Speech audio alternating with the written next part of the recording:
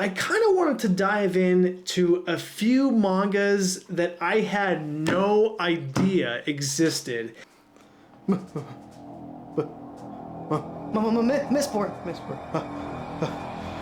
How I learned to fly. One Piece. Oh my god. Oh, my head. What the hell happened this week? The last thing I remember is green. Something to do with green. Howdy, Chronicler. Yappy! What's going on, Yappy? Why am I tied up? I didn't tie you down. Oh.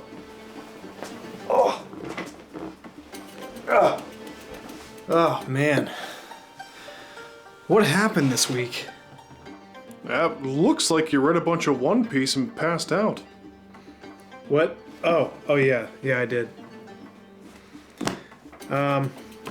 Anyway. Yeah. Anyway, see you, Chronicler. I want to go watch some Talking Story, some Thomas Howell videos, a little bit of Mike's Fantasy Book reviews, and Matt's Fantasy Book. I always get those two confused.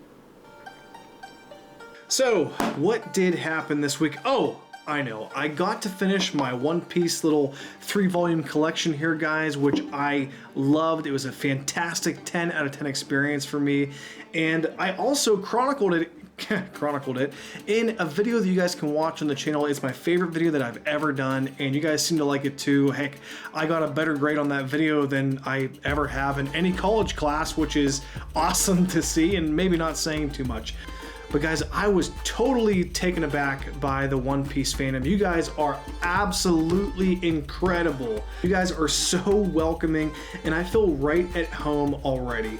There is more One Piece talk coming soon in the near future, but first I gotta get the next volumes, so yeah, there's that. Also, I got to play a ton of Avowed, which is a brand new RPG, first-person action-adventure fantasy game from Obsidian, which, if you guys love fantasy books and video games, it's a no-brainer. Pick that game up. It is fun as heck. Casting spells, talking to blue people, zapping skeletons, and picking the biggest a-hole responses possible when talking to the other characters. Seriously though, guys, go check out Avowed. It is a really, really fun game, even though it's got some underwhelming dialogue. Mistborn. So, manga. I'll admit, guys, I'm still very new to this whole world of manga, save for the newfound love that I have for One Piece, obviously. But I used to actually be a huge Death Note fan. I'm sure many of you out there have heard of it, and probably many of you have not. Death Note was my jam about 10 or 15 years ago, guys. That series was so much fun. I love the anime, especially. And to this day, L is my favorite character. You guys are probably like, who the hell is that? L is this like intellectual guy. He's the coolest hero that never fights anyone. He just fights Light Yagami, the other main character, like intellect to intellect, and it was so much fun to read about and experience. It was so different too. But to this day, guys, just as a quick side note, I love Death Note. So I was a little bit, side note, Death Note, side note. I love that show. I know about the big guns that are out there, like Berserk, like Akira, like Uzumaki, who my good friend Kite has been bursting my door down to read. I do got to still read that, Kite.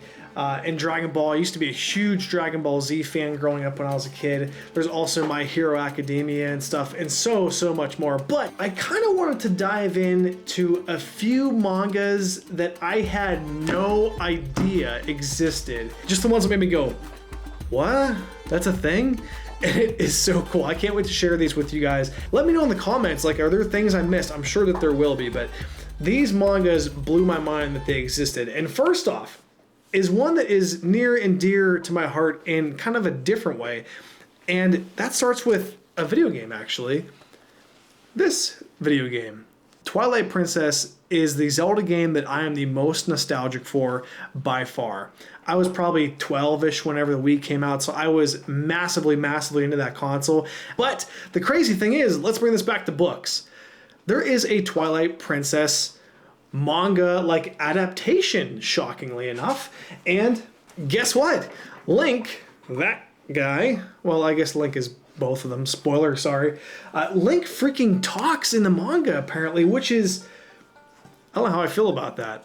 Guys, if anyone has read it, please let me know down in the comments below. I've got to know if they pulled it off, if it worked, if it didn't work. You know, apparently there is a ton of Zelda manga adaptations, which is awesome. I love the series, and I thought it was so cool that there's actually something of a book version of the game. So, yeah.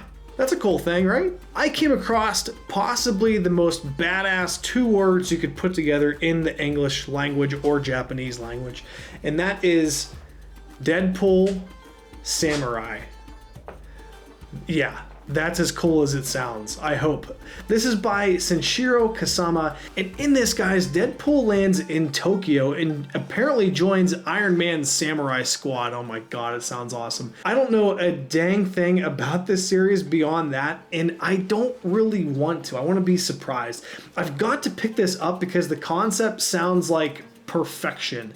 I want to see Deadpool through like that manga lens, you know, and I want to see how that traditional kind of quirky Japanese humor mixes with Deadpool's humor. It's bound to be a fun time, and if you guys have read it, let me know how you like it. Okay, now this is one that's bound to kind of get some people mad at me. Now, guys, I am actually a huge Pokemon fan. There's my little buddy there. I looked high and low for anything Prismatic Evolutions, the new cards like that are out now for the game and for, you know, collecting. I collect a ton of these cards. Just as a quick side note, guys, my fiance got me a pack that had this really awesome Pikachu in it. Crazy lucky. Never happens. I was very, very lucky with that pull. Anyway, I say all that to say this. I was so ignorant that I didn't know that there was a Pokemon manga, a Pokemanga, whatever kind of cliched term you want to put with it.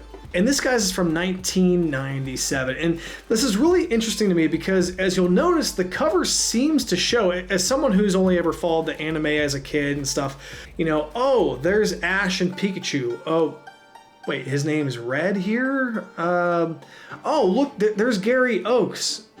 Why is his name Blue? Anyway, I'm focusing mostly on the red, green, and blue arch here. That's the beginning of it, as far as I can tell.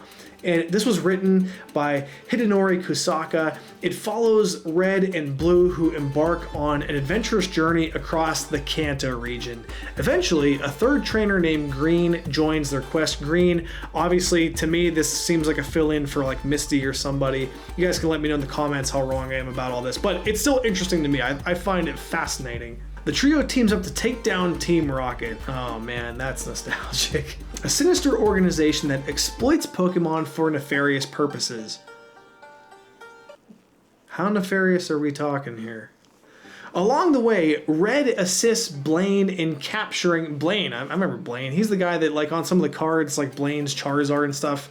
So there's some, like, see, you guys can probably tell that my very, like, spotty knowledge of Pokemon is mixing with the actual, like, manga truth here. So it's kind of been a weird wire cross situation. They capture the powerful Mewtwo and rescue a young girl from wild Pokemon in Viridian Forest. Oh, all these words, guys, are just like giving me that nostalgic buzz. Viridian, you know, Mewtwo, Blaine.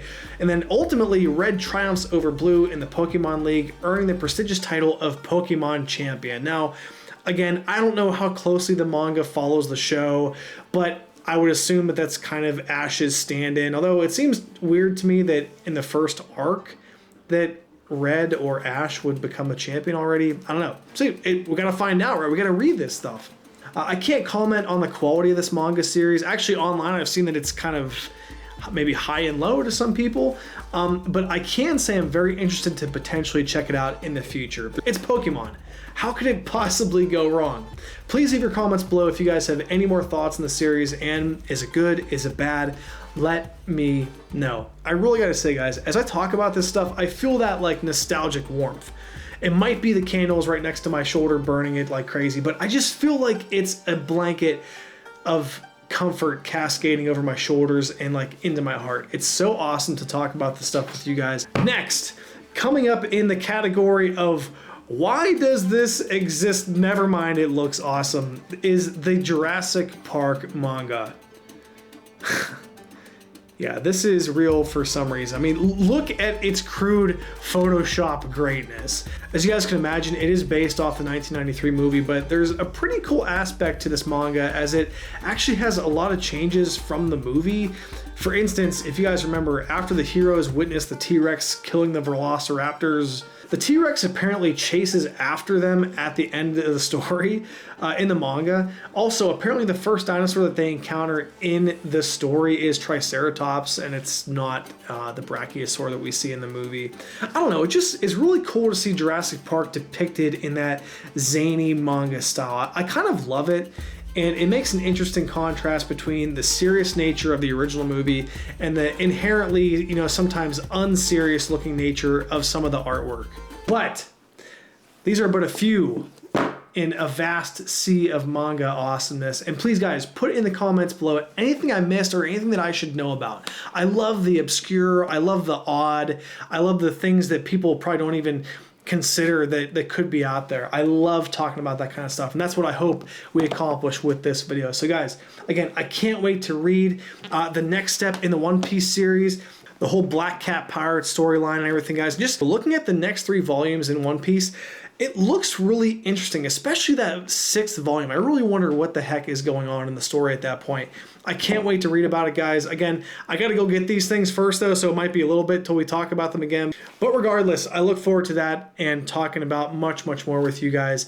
Goosebump fans, I did want to let you guys know, I did finish How I Learned to Fly. And I figured, instead of just kind of giving you one single review about this book, I wanted to have this be a part of a bigger Goosebump-related fantasy madhouse that I'm going to drop in March. So guys, please look forward to that. I might do kind of like a ones that shocked me with how good they were and ones that really disappointed me, something along that line. So we'll see what happens, but there will be, rest assured, more Goosebump content coming in the very near future. But I will leave you with this. This book kind of really disappointed me, but we will get into that in the near future, guys. Appreciate it. Talk to you soon.